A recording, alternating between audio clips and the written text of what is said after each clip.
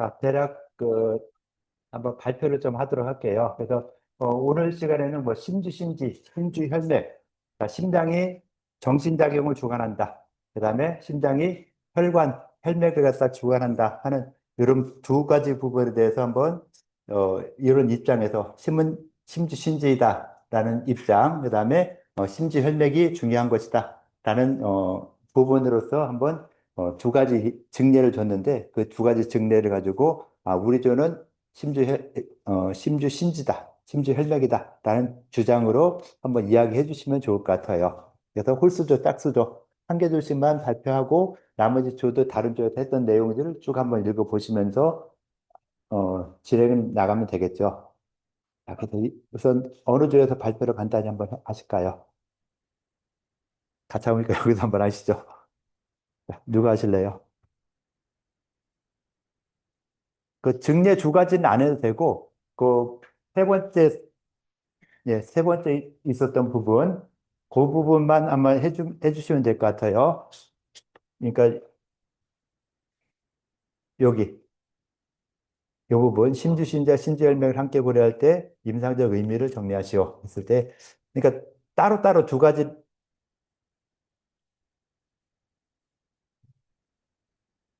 이렇게 하면 이거보다는요 요거보다는 그냥 그 두 사람 증상, 요 증상에서 심지를 가지고 이야기해야 된다, 심지 혈맥을 가지고 이야기한다 하는 요 부분을 좀 이야기하시죠.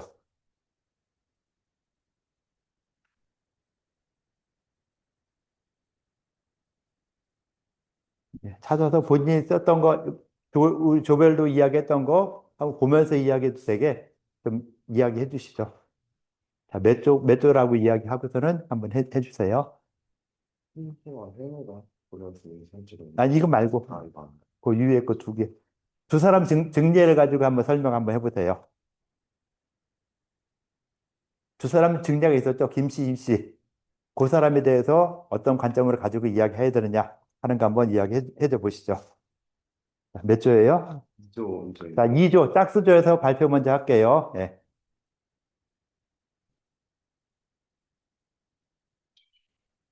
예, 하세요. 예. 이야기 잘 했잖아요. 그런 이야기 그냥 정리하시면 돼요. 예.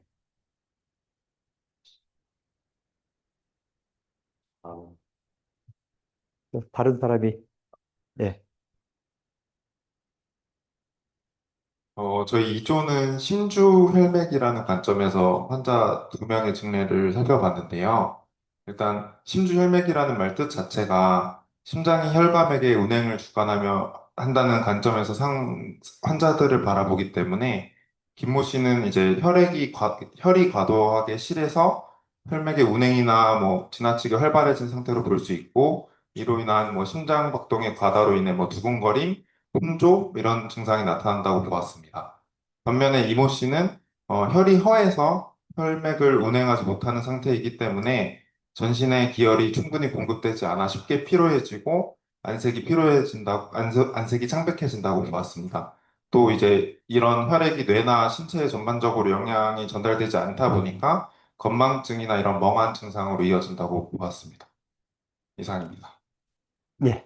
이렇게 말을 해뒀고요. 자, 홀수조에서 아니다. 이런 증상들 다 신지에 관련돼서 이야기하는 것이다. 라고 좀 발표를 해 주시죠. 이게 몇 조예요? 5조 5조. 누구 하실래요? 마이크 잡고 열심히 전해줬어요. 예. 저희는 심주심지 관점에서 한번 생각을 해봤는데요. 심장이 정신을 주관한다라는 의미의 심주심지로 생각을 해봤을 때 두근거림, 불안, 먼저 김모 씨 증상 같은 경우에는 두근거림, 불안, 말이 많음, 안면 혼조 이런 게 약간 교감신경의 활성화 그리고 뭐 심장이 빨리 뛴다 이런 측면으로 생각을 해봤고 또 피로, 건망, 말수 감소 이런 측면으로는 또 심장이 너무 느리게 약간 정신적 에너지도 고갈되고 무기력증 이런 정신적인 문제로 그래서 부교감신경이 활성화돼서 그런 일이 일어나지 않았나? 그러니까 이런 측면으로도 생각을 해봤습니다. 그래서 어쨌든 심장의 상태가 외부로 이렇게 발현이 되는 게, 그리고 사람이 인지를 하는 게 정신이다라고 생각을 해봤고요. 그리고 신주신지이긴 하지만 저희가 같이 얘기해 본 결과 또 뭐 이런 맥과도 전혀 분리돼서 생각할 수는 없기 때문에 이 두 가지 모두를 다 종합적으로 고려를 해야 심장에 대해 정확하게 이해를 할 수 있지 않나 이런 이야기도 함께 나누어 봤습니다. 감사합니다. 예. 자, 이렇게 해서 두 개조 의견이 심주혈맥으로서 이 증상들을 다 확인할 수 있다. 아니다. 심주혈맥, 정신작용, 요걸로 설명하는 것이 더 맞다. 라는 이야기들이 한 번씩 됐어요. 또 거기에 대해서 뭐 다른 의견들을 있으면 좀 이야기 좀 누가 해주실까요? 자, 여기서. 자, 진도를 빨리 나가기 위해서 마이크를 그냥 돌릴게요. 좋은 방법 잡아서 돌리더라고요. 마이크를. 자, 예, 그냥 하세요. 예. 네. 저희도 그 심주 혈맥으로 이런 혈맥이 과도하게 활성화되거나 부족해서 순환이 저하된다라는 식으로 말을 했고, 이런 것들을 아까 저쪽에서 말씀해 주신 것과 같이 교감신경이나 부교감신경의 활성화로도 연관지어 볼 수 있겠다라는 얘기를 같이 나눴었습니다. 두 가지 다 이야기된 거네요, 그럼. 그러니까 심지 혈맥을 주장하면서도 심지 신지도 필요하다. 그런 식으로 된 거예요. 예. 결론은 그쪽으로 간 거고, 일단 심지 혈맥의 관점에서 간단히 좀 이야기해 줬고요. 저쪽으로 마이크 돌릴까요? 네. 자, 거기서 누가 한마디 해 주시죠.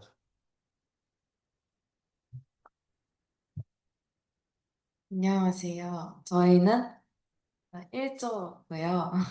저희는 한의학에서 심장은 군주지간으로서 인간의 정신, 의식, 사고, 정서 활동을 총괄하는 기능을 수행한다고 생각을 했는데 이 두 분의 증상을 봤을 때 정신적인 부분에서 아까 다른 조가 다른 홀수조가 말씀했던 것과 유사하기도 하고 저희는 이 두 분이 한 분은 과잉 증상을 보였고 다른 분은 부족하거나 신체 상태를 나타난다고 생각을 했습니다.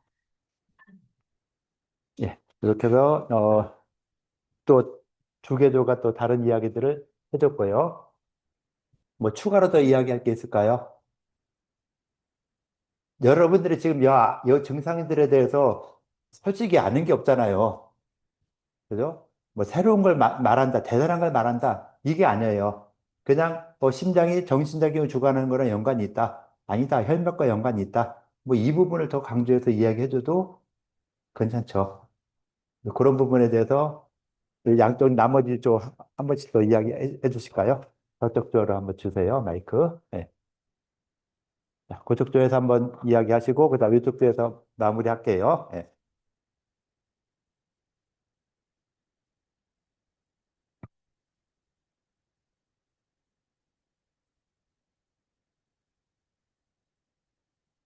자, 마이크 폭탄 돌리기 하고 있어요, 지금.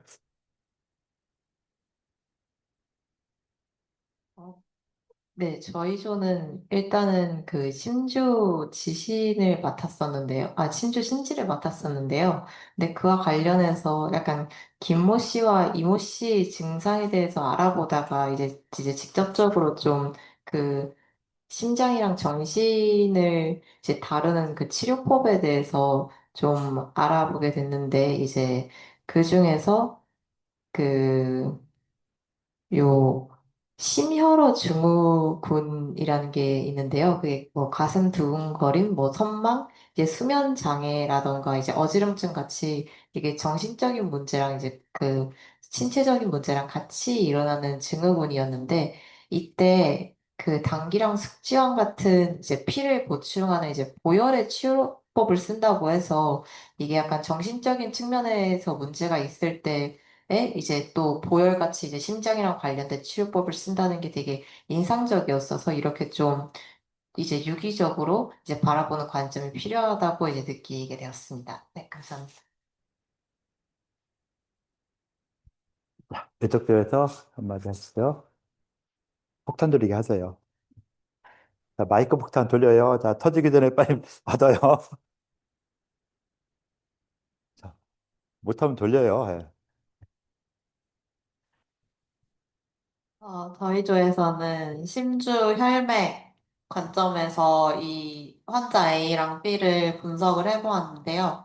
저희는 어쨌든 심장이 저희 몸에서 펌프 역할을 하는 그런 기관이기 때문에 이제 심장이 펌프질을 하면서 몸 전체에 피를 보내주게 됩니다. 근데 이제 이 펌프질이 너무 과열한 상태가 환자 A인 거고 이 기능이 좀 약해진 상태가 환자 B라고 생각을 했는데 그래서 몸에 피가 좀 과도하게 많이 돌아가지고 심장이 빨리 뛰고 그것 때문에 두근거림. 그래서 그것에 대한 영향으로 뭔가 좀 그 몸의 영향 때문에 이제 좀 기도 안정이 안 돼가지고 불면과 불안이 생기는 것 같고 또 피가 얼굴로도 많이 쏠리게 돼서 안면 홍조 그리고 이 기운이 몸 밖으로 좀 빠져나가는 게 어렵기 때문에 자꾸 혀로 나가려고 해서 말이 많아지는 걸로 판단을 했습니다. A는. 그리고 B는 그거에 대한 정반대로 좀 침체되어 있는 거라서 이제 피가 얼굴 쪽으로 잘 안 가가지고 얼굴도 창백하고 이제 피가 뭔가 뇌에도 영양을 공급을 잘 못해줘서 머리도 멍하고 좀 자주 까먹고 피로한 것 같고, 전체적으로 기운이 잘 돌지 않고 있기 때문에, 좀 그런 에너지를 스스로 아끼려고 몸도 그걸 알아서인지 말수도 적어지는 거라고 생각을 했습니다. 근데 저희 조끼리 얘기를 해보았을 때, 사실 사람이 몸이 아프게 되면 마음이 힘들어지는 경우가 많고, 또 먼저 마음이 힘들어져서 몸이 힘들어지는 경우도 있기 때문에 좀 이게 사이클을 돈다고 생각을 했어요.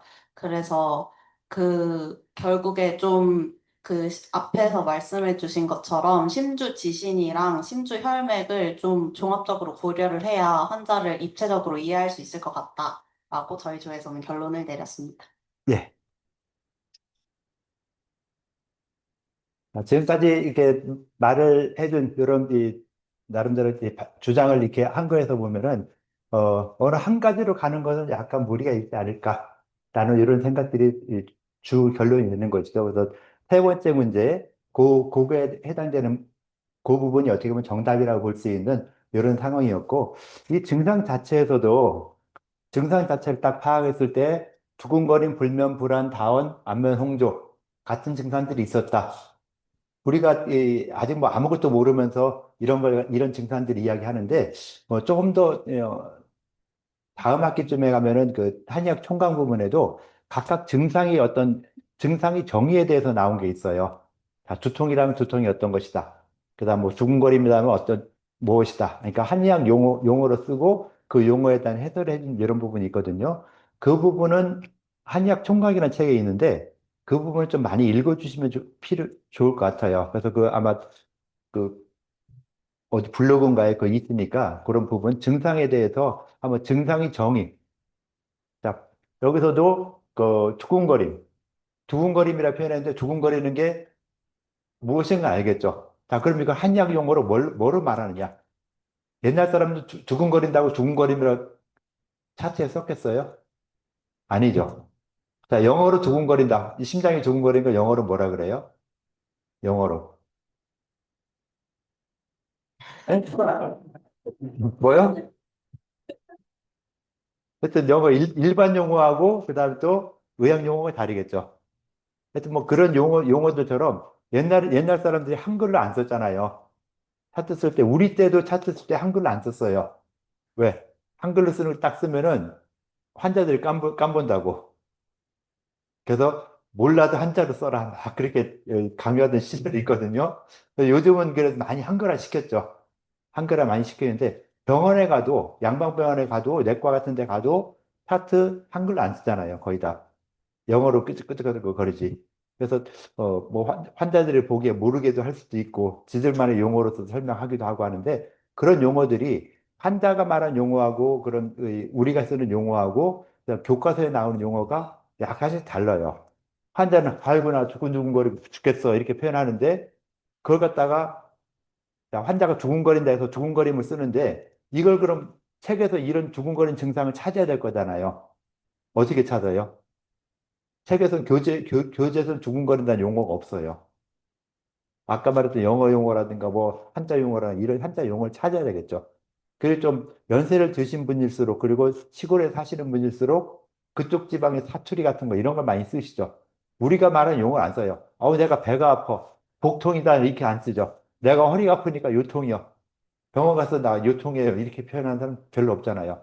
아니 나 허리가 아픈데 허리가 어디까지 어떻게 아프고 막 자기 나름대로 본인이 생각대로 말을 막 해나가니까 의사는 그걸 듣고서는 이 사람이 말하는 증상을 듣고 나서 이 증상이 우리가 교재에서 배웠던 교과서에서 배웠던 이런 내용들에 어떻게 적용시켜 맞춰 써줘야 되느냐 하는 이런 부분이 굉장히 중요하죠. 그래서 증상에 대한 어떤 이 정의, 자, 이 환자가 이렇게 말하는 건 이게 어떤 증상이다라고 정의를 갖다 해주는 것도 어떻게 보면 굉장히 중요한데 이거는 계속 해야 돼요. 기초학 시간에 그런 증상들에 대해서 말을 안 해줘요. 왜? 임상세 배우잖아. 임상 가서 배워. 그래요. 또 임상 시간에 딱 가면요. 다 알지? 아직도 몰라? 우리 배운 적이 없는데요. 안 배우기 뭘 안 배워. 다 알지? 그러면서 넘어가요. 증상에 대한 설명 안 해주고 그냥 쭉 넘어가거든요. 그 증상에 대한 설명한다면은 교과서에 나와 있는 말도 안 되는 이상한 증상들, 이상한 말을 가지고 그걸로 증상이라 딱 끝내버려요. 근데 환자들이 그런 식으로 이야기하나요? 절대 안 하거든요. 그러니까 우린 그럼 증상을 안 배웠는데 임상교수 얘기 안 해주지, 기초교수 얘기 안 해주지, 서로 떠밀어서 얘기 안 해주지. 그럼 우리 뭐야? 한 이런 경우가 생기거든요. 그래서 그 증상 자체에 대해서 그 증상의 정의에 대해서는 여러분들이 직접 좀 공부를 많이 해줄 필요가 있다라고 하는 거 있고 그 한약 총감 몇 페이지인가 있는데 하여튼 그거 내가 얘기 안 해주면 다시 한번 이야기해 주세요. 그것도 어디에 있다는 거 알려달라고. 그리고 그것이 그 어디 이 뭐 누구 블로그에 그 다 있으니까 거기서 한번 찾아가서 확인 좀 해보시면 더 좋을 것 같아요. 그래서 증상 이름에 대해서 한번 쭉 설명하는 거 굉장히 중요한데 여기서도 두근거림, 불면, 불안, 다운, 안면 홍조 이런 증상이 있을 때 우리가 이걸 갖다가 가장 편안하게 변증을 하는 방법이 있거든요. 자, 이걸 갖다가 어느 증상이라고 볼 때 우리가 음양론 배웠죠. 음양으로 나누면 가장 좋아요. 음양. 자, 여기서 나타날 때 증상. 자, 두근거리는 증상. 이건 좀 애매하죠. 예, 넘어가고. 불면. 불면, 불안. 자, 이건 음증일까요? 양증일까요? 이것도 애매한가? 애매하면 넘어가고. 그 다음 다원. 말이 많다. 말이 많은 게 음증일까요? 양증일까요? 왜요? 왜 양증일 것 같아요? 양이 에너지가 많고 활발한 거랑 양이 에너지가 많고 활발하니까 양증일 것 같다. 자, 좋아. 양증. 그 다음에 안면 홍조. 안면 홍조. 양증일까요? 음증일까요? 왜요? 외우가 중요해요, 외우가. 정답이 중요한 게 아니라 왜 이걸 안면홍조를 양증으로 보냐? 왜 음증으로 보느냐? 그 이유가 중요하죠. 뭘까요? 왜 그럴까요? 안면홍조를 왜 양증으로 봐요? 그 안면홍조가 얼굴이 불그스름해지는 거니까 좀 더 밝은 느낌이 있지 않나. 그래서 양증이라고 보는 것 같습니다. 밝은 느낌이 있으니까 양증인 것 같다. 뭐 그렇게 볼 수도 있고 아닐 수도 있고. 그죠? 예. 일단 자, 봤을 때 말이 많은 거하고 안면홍조는 양증일 것 같다. 앞에 건 모르고. 자, 두 번째 증상. 피로, 건망, 말수 감소, 창백, 멍함. 말수가 감소한다. 다음과 전 반대죠. 그럼 말수가 줄어드니까 이거는 음증일까요? 양증일까요? 왜 음증일까요? 줄어드니까 음증일 것이다. 그렇게 하는 것이죠. 자, 음증이 됐고, 그 다음에 창백하다. 창백한 거. 안면홍조랑 정반대죠. 그러니까 두 가지 증상이 이런 몇 가지 특징을 봤을 때는 정반대의 현상이다. 라고 나누는 것이죠. 그래서 모를 때는 음양을 나누세요. 딱 그러면, 이 사람은 양증이니까 양을 갖다 좀 억제시켜야 되겠고, 이 사람은 음증이니까 음을 없어서 음을 좀 도와줘야 되겠다. 라는 치료 방식이 나가겠죠. 그래서 음양 어느 것이냐에 따라서 치료 방법이 바뀔 수가 있어요. 그래서 우리가 병을 변증하는 가장 기본은 모르니까 음양만 가지고 써요. 여러분들에게 음양이잖아요. 그 그다음 조금 더 배웠다면 오행이죠. 그래서 오행을 이제 장부랑 배속을 시키거든요. 간신빛으로 오행에 배속을 시켜요. 그 배속시킨 것까지 알면 나중에는 간장에 또 이건 심장이니까 심장의 양증이다, 음증이다. 심하다, 심한이다, 심열이다. 라는 게 판단이 되겠죠. 그래서 그런 식으로 판단해 나가면서 하나하나 그 변증에 대한 내용들을 확대시켜 나가는 것이죠. 그래서 심장의 어떤 기본적인 기능에서 심은 신지를 주관한다. 정신장애를 주관한다. 혈맥을 주관한다. 이 혈맥, 전신의 맥을 갖다가 주관하는 것이다. 라는 개념으로서 설명을 했는데 그 설명에 대해서 증상이 한 사람은 약간 양적인 부분, 한 사람은 음적인 부분 이렇게 나타나더라 하는 걸로 크게 나누는 것이죠. 음양이 나눠지면은 그 다음에 표리, 한열, 허실 이게 같이 이어져요. 표리, 겉에 있는 거냐, 속에 있는 거냐. 그 다음에 허하냐, 실하냐. 한열, 열이냐, 차갑냐. 아까 음증, 양증 대략 나눴죠. 위에 있는 것이 음증의 양증이에요. 김모 씨가 양증으로 받고 이모 씨가 음증으로 받죠. 자, 양증이니까 이 사람한테 열이 있을까요? 김모 씨가 열이 있을까요? 없을까요?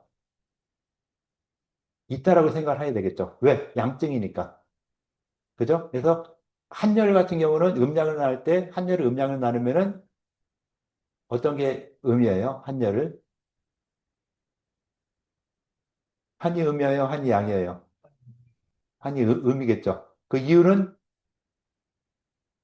차니까. 뜨거우니까. 그래서 차가우니까 음측에 속할 것이다. 그래서 한열로 음양과 한열이 같이 연결되죠. 그 다음 허실. 허하냐 실하냐 따질 때 실한 거하고 허한 것이 어떤 게 더 양이고 어떤 게 음이겠어요? 허실에서 실한 게 양. 왜요? 실하니까? 그거는 조금 빈약하죠? 실한 게 양이다. 어떤 이유일까요? 실한 게 양인데 왜 양이라 해야 될까? 허한 게 음인데 왜 음이라고 해야 될까? 음양론 기본으로서 생각하시면 돼요. 음양론만 가지고. 그러니까 음양론 많이 배우고 하는 이런 부분에서 아직 음양에 대한 생각이 그때 수업 끝나고 별 생각이 없었잖아요.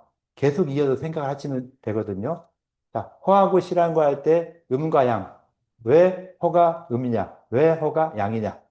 그 이유가 무엇이냐? 음이 됐든 양이 됐든 상관없는데 이유가 무엇이라는 걸 좀 설명해 주면 더 좋죠. 그 다음에 이제 허실, 환열, 표리도 같이 가게 되는데 그럼 표리가 좀 더 쉬운가요? 겉에 있는 부분과 속에 있는 부분 어떤 게 음이고 어떤 게 양이냐? 겉에 있는 게 양이에요, 음이에요? 당연히 양이죠. 당연해요? 난 아닌 것 같은데? 당연한 거예요? 왜 양일까요, 겉에가?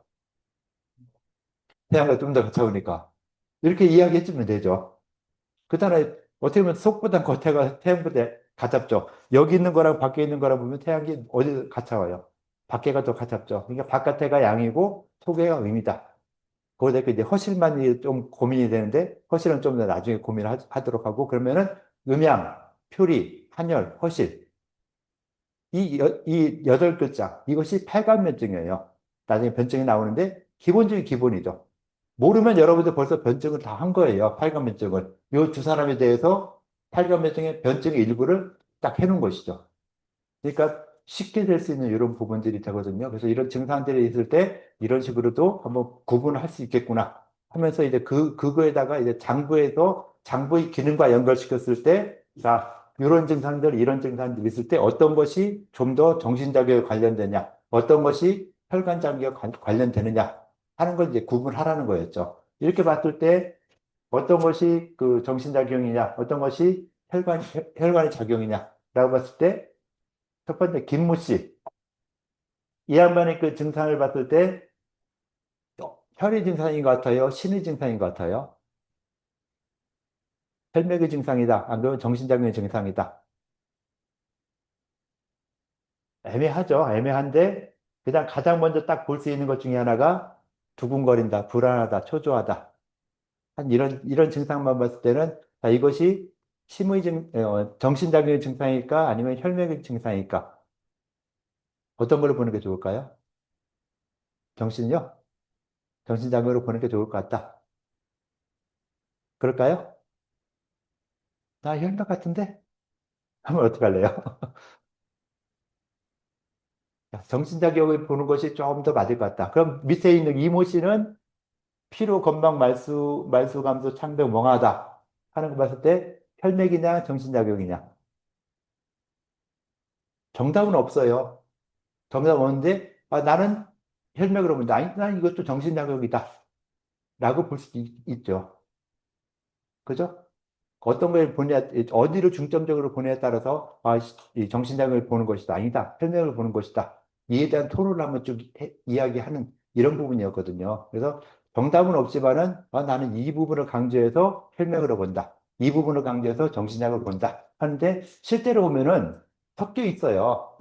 두근거림, 불면, 불안 같은 거라든가, 건망이라든가, 이런 증상들은 다 정신작용으로 볼 수 있겠죠. 그런데 이 정신작용은 또 보면은 혈 부족에 의해서 생기는 것이 굉장히 많다라고 이야기를 하고 있거든요. 그래서 두 가지 증상 다 심혈 부족에 의해서 나타나는 어떤 정신작용까지 같이 나타난다라고 볼 수 있는 이런 증상들이에요. 그러면서 허실의 구분이 좀 나타나죠. 거기에 따른 허실이 있을 것이다. 그래서 심기어, 심혈어, 심혈어, 심기실, 뭐 이런 식으로 허실 개념까지 추가가 되는 이런 부분으로 가지는 거예요. 근데 어찌됐건 전체적인 증상들을 쫙 봤을 때, 이것이 이 정신작용과 연관되는 부분은 이런 것들. 그러니까, 두근거림, 불면, 불안, 건망, 이런 것은 정신장애와 연관될 것이고, 나머지 부분들은 보면은 좀 혈맥과 연관되는 이런 부분이 있을 것이다. 라고 생각을 하는 것이죠. 그래서 여기에 따라서 더 추가할 내용도 추가하고 하면 되는, 이런 부분이 되는 것이죠. 그래서 좀 어떻게 보면은, 증상을 잘 모르는 여러분들한테 좀 어려운 문제죠. 문제 좀 어려운데, 이런 식으로까지 한번 생각해 보는 것도 앞으로 우리가 한의학을 공부하면서 서양의학적인 개념보다는 이제 우리가 배워왔던 이런 개념들을 가지고 좀 한의학이 여러분들의 어떤 지식을 갖다가 좀 늘려나가야 된다라는 생각을 해주셔야 된다는 것이죠. 그래서 항상 이렇게 지금 이야기를 많이 하는 거, 내가 외웠던 이런 부분들을 갖다가, 그러니까 외우는 것도 보면 이 사람 외우는 거, 이 사람 다 똑같은 걸 외웠어요. 그런데 외운 걸 가지고 토해내는 이런 이 내용들을 보면은 말이 약간 달라요. 그래서 내가 외운 걸 토해낼 때, 뱉어낼 때 그 뱉어내는 것이 다른 사람과 비교했을 때 얼마나 정확한가. 이상하죠? 똑같은 걸 암기했는데 거기서 뱉어내는 건 약간 달라요. 말로써 나오다 보니까 아까 번역할 때도 번역하는 사람마다 번역이 달라진다 그랬죠. 그래서 언어를 표준으로 한다 했죠. 그것처럼 똑같은 걸 외우는데 불구하고 나와서 말로 발표하는 내용들을 보면은 달라지거든요. 그 다른 것들이 얼마나 통일화되느냐.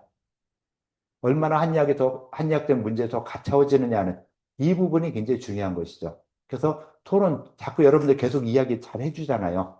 굉장히 잘해주고 있거든요. 그래서 이렇게 어떤 내용에 대해서 알고 있는 사실을 그러니까 인고진이 말했던 내가 알던 말해주는 걸 그거에 대해서 나름대로 다시 한번 수정해 나가고 수정 번해 나가는 이런 과정들 굉장히 잘하고 있으니까 앞으로 좀 계속 이렇게 좀 해주시고요. 우리가 12, 13, 14주차에는 팀 프로젝트 하는 데 있죠.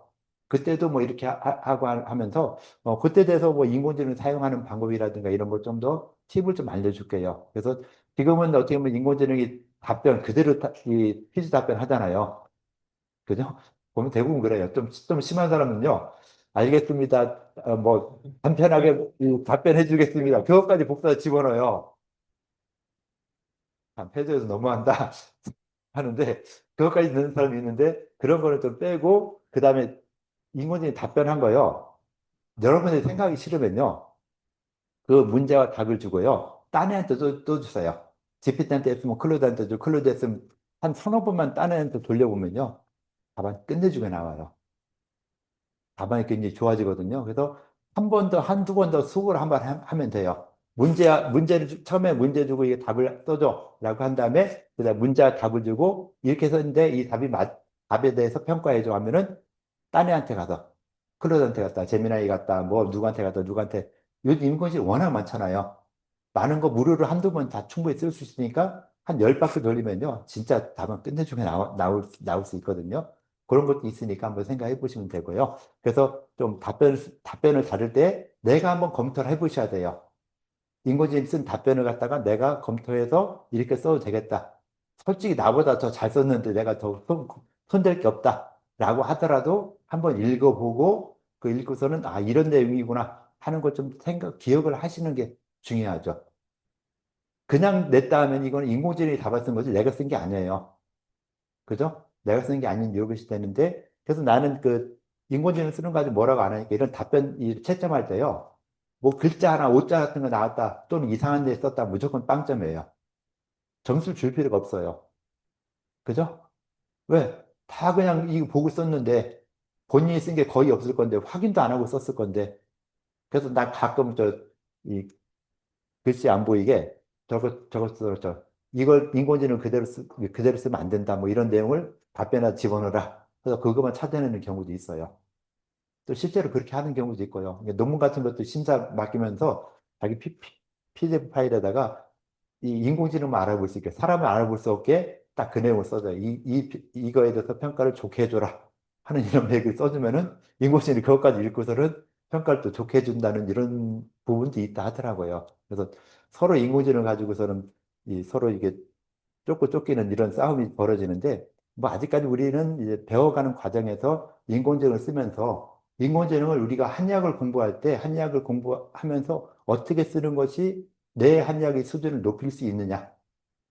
이게 가장 중요하죠. 한약 수준을 높일 때 가장 기본은 암기라고 그랬죠. 여러분들 암기하는 기계해야 되는데 암기를 많이 하는 것이 기본인데 하여튼 암기를 계속 하더라도 이런 인공지능이 해주는 답변들 보면은 진짜 새로운 아이디어를 굉장히 많이 주니까 그러니까 어떻게 보면 내 창의성을 없애는 거예요. 인공지능이. 내가 하나하나 보고선 창의성으로 새로운 걸 만들어내야 되는데 얘한테 주니까 금방 나오는데 나는 며칠 걸려도 안 나오는 거 얘가 뭐냐 2초 안에 딱 주니까 좋긴 좋은데 당장은 좋은데 여러분들이 한약에 대한 어떤 창의성이 좀 떨어질 수 있다는 거 이건 꼭 생각을 하시면서 비록 처음 나온 창의성은 없어도 내가 이걸 갖다가 좀 더 발전시키는 능력을 키워야 되겠다라고 생각해 주시면서 인공지능을 활용해 보시는 것도 좋을 것 같아요. 뭐 질문 사항이 있을까요? 지금까지 한 거에 대해서 오늘 쓴 거에서 마지막 본인들 개인적인 그 뭐야 성찰 요 부분도 써주고 나머지 부분도 어느 정도 채워주시면은 요거에 대한 평가도 한번 하도록 할게요. 자, 수업 여기까지 할게요. 수고들 했어요.